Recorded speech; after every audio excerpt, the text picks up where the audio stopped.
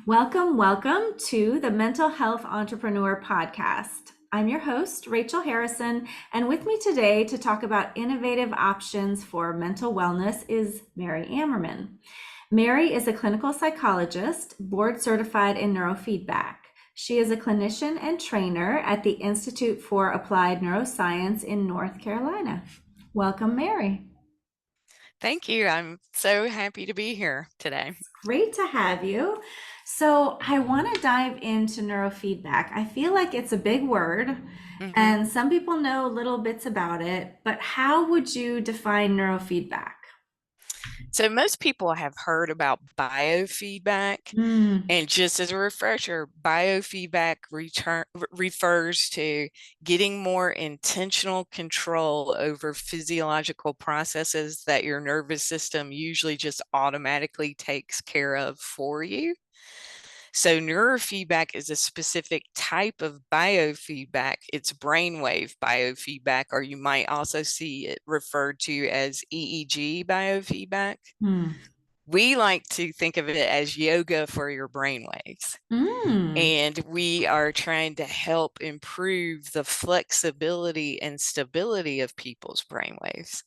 When things are working well, your nervous system can just smoothly and flexibly shift your level of arousal or activation as needed for the task at hand. So we can fall asleep and stay asleep and get deep restorative sleep. We mm, can wake up refreshed in the morning and have enough energy and focus to do the things we want to do. We can just be in the moment, enjoy things. We can have healthy forms of excitement and go back and forth between those states. But the problem is some of us get stuck in the higher end of arousal. Some of us mm. get stuck in the lower end of arousal. Some people flip flop between those problems, and some people have more than one arousal issue at a time. The good news is, if that's going on, your nervous system can learn to shift it and get unstuck. Mm. Yeah, yeah. And so, what does neurofeedback treatment kind of look like? What happens when you come in for a session?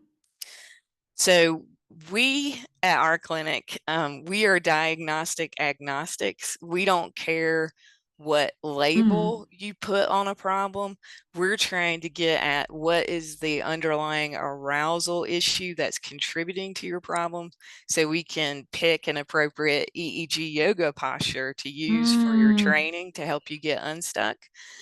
So our first couple of sessions are all about that. We'll do a regular narrative intake, we'll do an arousal assessment checklist, and then we'll do some baseline EEG recordings. We put all those clues together to determine what do we think is the arousal issue that's contributing to these symptoms the person wants to change, and then we start training them. And mm. we really want to use the power of the mind to change the brain. Mhm. And just so you know, just like any biofeedback process, we have sensors that measure the electrical activity on the surface of the brain. And the type of neurofeedback I do, we're not putting any stimulation into the brain. We're just reading that activity, reflecting it back to the person, and Mhm. then the computer gives auditory and visual feedback signaling when the person naturally moves in the desired direction. More often than not, we're trying to find some type of presence where we're alert and awake, but calm and relaxed. And so Mm. the feedback helps the person find that place. While they're training, they're going to run into the same things that get in the way of them being present in their everyday life. And then we'll Mm. have an opportunity to help them practice responding to whatever that is, hopefully in a more skillful manner. And then we can see how that impacts their own biology. So it ends up being really empowering. Mhm. And I'm hearing it's almost a little bit like a mirror, right? I think It people is can like a mirror. sometimes be hmm afraid if you're hooking something up to their brain, it's like, ah, what's going to happen to Right. me? But it's just to read the brain waves. Yeah. It's just to Yeah. and in fact, we could call them electrodes, but we choose to call them sensors for that reason. We're Mm, just we're sensing the electrical activity and reflecting it back. So like a mirror or even a speedometer for your brain. mhm, mhm. That is so cool. And who is a good candidate for this kind of work? Anybody that's wanting to change themselves. I mean, I will say that it does take effort to change. I mean, I think most of us have Mm, accepted if we want to be physically healthy, even if we don't do these things, we have accepted that we need to watch what we eat and exercise, among mm, other things. But those are some basic, if you want to be physically healthy, you got to watch your diet and you got to exercise, you got to move. Well, yeah. if you want to be mentally and emotionally healthy, that also takes effort. I think sometimes in America, we have this false belief that it should just magically happen, and that there are some people out there that are living really charmed lives where, things just magically go their way. But I will tell you that anybody out there, if they're feeling happy and content, they may not realize that they have practices that facilitate that. But Mm, I guarantee you they do. They've learned some skills and practices that help them come back to a peaceful place or a feeling of well-being whenever life throws them a curveball. hmm. I really love that piece because I do think that even the way that our mental health system is kind of structured is that everybody's good in this normal quote unquote place. And then if you start to fall out of that, then that's when you have something wrong. That's like mental illness, right? And Right. and I'm hearing you talk in such a different way that it's much more like we all struggle of getting dysregulated and having issues, and we have to have almost the skills, and our brain has to know what to do In to response to that, reset, yes. right? Yes, absolutely. I mean, neurofeedback to me is all about self transformation and Mm, promoting self-regulation skills. And to me, good self-regulation means being aware of your inner experiences without being controlled by them. We still mm, have the freedom to choose how we're going to respond based on our own personal values instead of based on survival reflexes or old programming. But the catch is, if you want to have a choice about how you're going to respond, your nervous system arousal has to be in an appropriate range. If it's too high mm. or too low, we're more likely to fall back on survival reflexes or just old conditioning. But if Yeah. we are awake and alert but calm, that's when our central executive skills can work. Mm-hmm. And that's where we have a choice about how we're going to respond. Mm-hmm. So it's training almost in the same way that we might go to the gym and train our bodies or our muscles or our flexibility or those kind of things in the body. Absolutely. It's like a Mm-hmm. hack for your nervous system. So, Mm, we are spiritual beings having a human experience. And while we're alive, these nervous systems are our earthly homes. And we just want to learn how to become the best owner and operators of our own nervous system. mm, Truthfully, we have these kind of primitive hunter-gatherer nervous systems mm-hmm. that evolved really well to escape or respond to external threats, our fight, flight, freeze response. It's just, and those work great when the threat is coming from outside of you. But these days, especially here in America, our threats are more internal, Mm, vague, and emotional in nature, and our fight, flight, freeze response doesn't work very well against thoughts or feelings. We have to mm, develop different skills. I don't think we've fully, as a species, kind of evolved past our survival skills, fight, flight, or freeze. mm, But if we have enough people intentionally practicing peace, like the very wise spiritual leaders have recommended for thousands of years now, we can transcend those survival reflexes. And the frontal lobe, which is the youngest part of the brain, that's what houses the most human of our characteristics: our compassion, our impulse control, our good judgment, our ability to learn from experience and foresee consequences of our actions and inhibit our impulses. All that's housed in our frontal lobe. Well, again, we have to be practicing peace in order for our frontal lobes to be able to work well. If enough of Mm. us are practicing peace intentionally, I think we can advance the evolution of our species. And I think we need to kind of hurry up about that because the problems we're facing, things are changing very rapidly. And the Very problems that we rapidly. are facing are complex. Mhm. And I keep waiting for us as humans to realize we're all part of the same family. We all live in Mm. the same home, this earth, and we're going to have to work together. We're going to have to find win-win solutions of working together if we hope to survive. Hmm. Wow. In our we all share a common genetic history. Our genes don't care whether or not we're happy. Our genes just care about us surviving long enough to reproduce. Mm. That's all they've developed to do. But Right. with our human consciousness, we want to be happy. Yeah. We want to minimize suffering and spend more time enjoying our lives. Well, that's going to require some skills, effort, and practice. Hmm. There's no magic pill after Mm-mm. all. Life is difficult. And again, the reason why I love neurofeedback so much is that it falls in line with all my personal beliefs about Mm. human nature and what helps people change.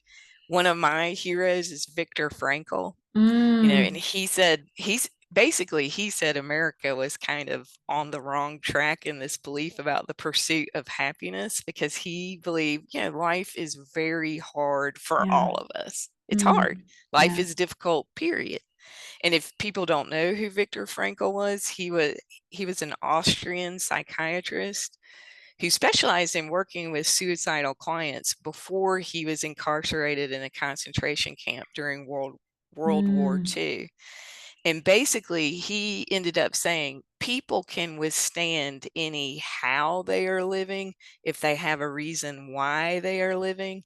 And one of his famous books was Man's Search for Meaning. Mhm. He said people can create meaning in their lives in one of three ways: by taking some sort of creative action, creating something, or doing something; by Mm. having an experience or an encounter, whether that's with nature, with another person, with an animal, with art; or attitudinal value, by experiencing unavoidable suffering and choosing the attitude you're going to take in response to that Mm. suffering.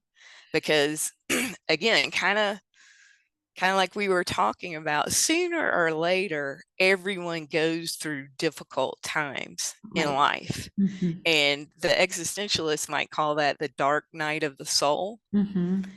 We don't have to be afraid of those things. I think those things actually come to us to teach us things we couldn't learn any other way. But if we are treating our life and this gift of consciousness that we all have, um, as a learning laboratory, why not make the most of it? Why not make the best of it? And Mhm. there are things we've learned as a field, um, that actually work. Like Daniel Amen said, a well-regulated brain is a well-functioning brain. He also said your brain is your best asset. If your Mhm. brain works well, you work well. But if your brain has problems, you're gonna have problems in your life. So while you're living in this nervous system, why not learn the skills and the tools that help your Mm. nervous system function optimally?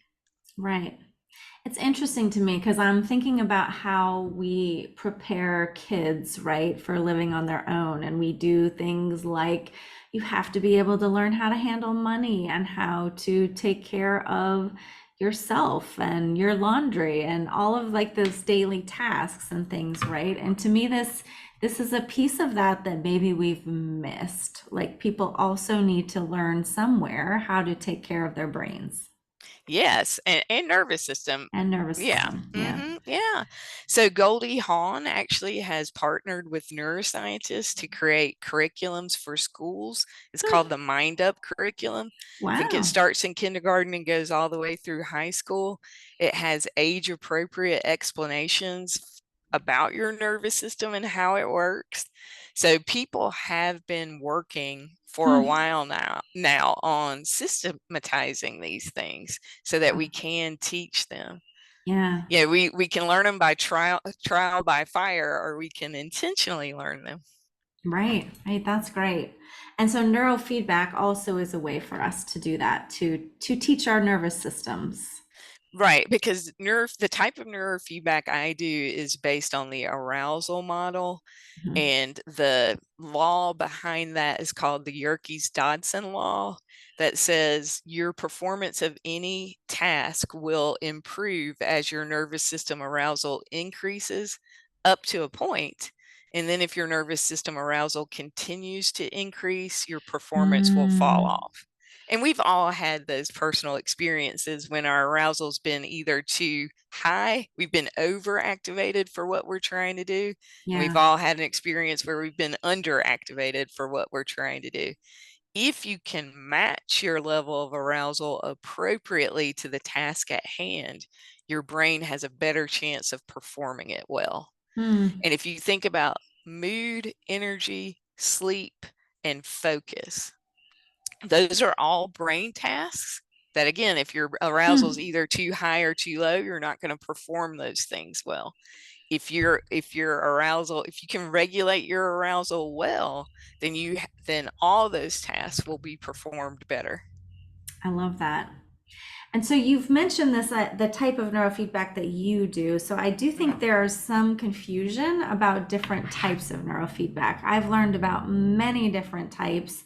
Can you say a little bit about that for someone that's just wanting to figure out what might work for them? Yes. I think it is hard. And I think that's because there are so many different models, and, consumers don't know the differences between the models. Some providers don't even know the differences between Right? the models. Yeah. And the father of neurofeedback himself was Barry Sturman. He was a sleep researcher who first showed that you can get more intentional influence over Hmm. your own brainwaves. But he one time said the problem with neurofeedback is every goddamn thing we do works. And that's true. You're going to find people that respond to every different approach for neurofeedback out there.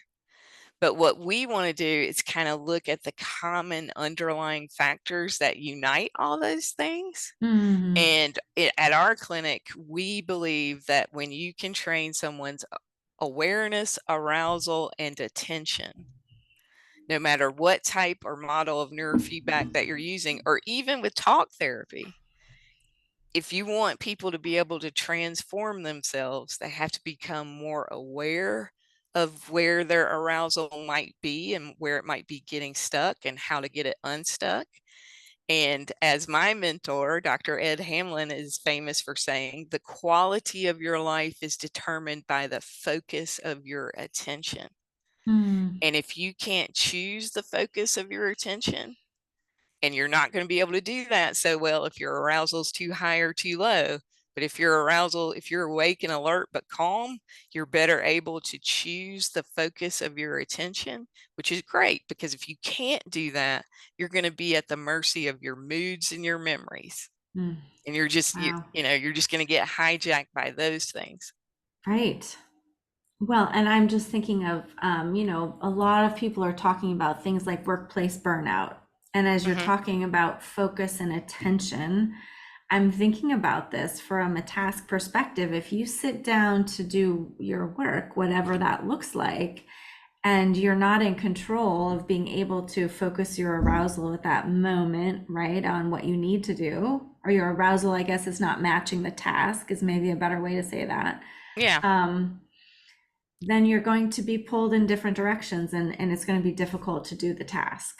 Yes, it's going to be very inefficiently performed. Mm, And the truth is, right now, we have so many things vying for our attention. I mean, we're living in an attention economy, and there are people out there that mm, know how to capture our attention. So we do, if we want to wow. keep kind of our own personal freedom and our ability to, you know, steer our own fates, we got to be able to choose what we're attending to ourselves. Mm. I mean, that is really powerful. Yeah, I love that. And we're all kind of trashing our attention spans. My sister's an elementary school teacher, Mm, and she says it is so hard to get kids to read books today.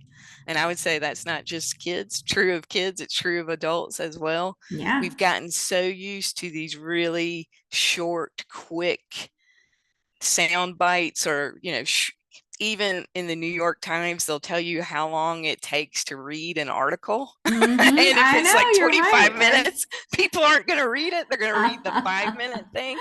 But uh-huh. honestly, that's having an impact on our attention spans. Mm, The human brain loves novelty, and it loves to be passively entertained. And the internet is an endless source of novelty and sources of passive and passive entertainment. entertainment. But I Wow. bet when any of us get to the end of our lives, we're not going to sit there and think, I wish I spent more time surfing the web, or I wish I spent more Mm. time looking at my phone. Mary, you are dropping some good wisdom and knowledge here today. I really like that.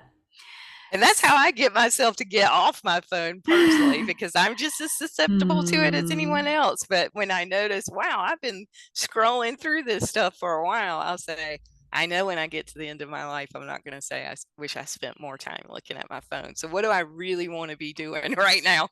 Right. What's really important to me? What's really important? Yeah.